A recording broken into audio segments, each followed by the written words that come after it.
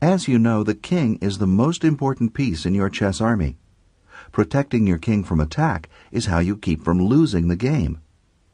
Because it's so important, there's a special move called castling, which you can use to put your king in a safe place.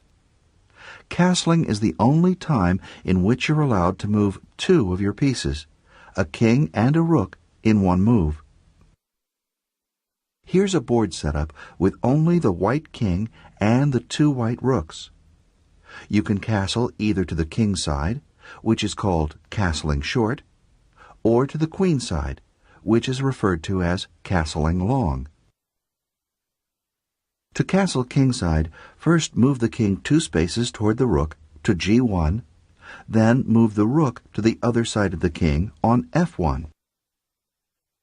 To castle queenside, do the same thing. Move the king 2 spaces toward the rook to c1, and move the rook to the other side of the king on d1. From black's point of view, this is castling kingside, and this is castling queenside.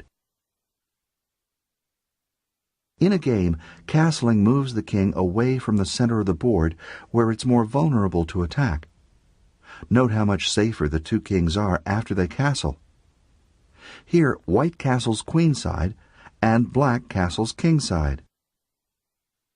It's usually a good idea to castle early in a game, both to protect the king and give the rook a chance to control the center files.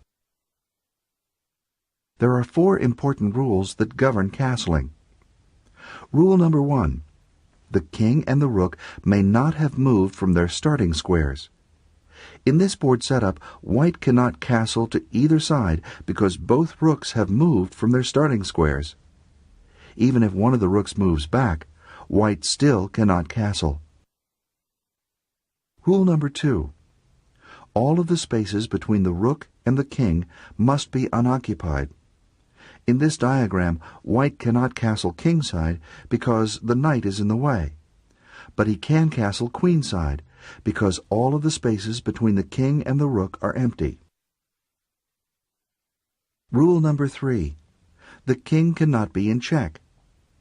On this board setup, it would appear that white can castle kingside because neither the king nor the rook has moved from its starting square, and the spaces between the rook and king are empty.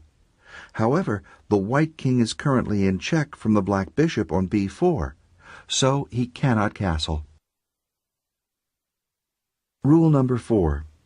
The squares that the king passes over cannot be under attack, and since you can never move your king into check, the square to which it's moving can't be under attack either.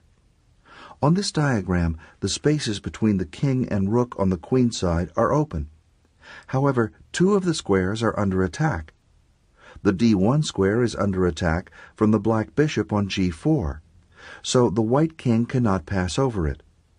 And the c1 square is under attack from the rook on c8, so the king cannot land on it. Again, the 4 rules governing castling are: 1. The king and rook may not have moved from their starting squares. 2. All the spaces between the king and rook must be empty. 3. The king cannot be in check. And 4. The squares the king will pass over may not be under attack, nor can the square on which the king will land.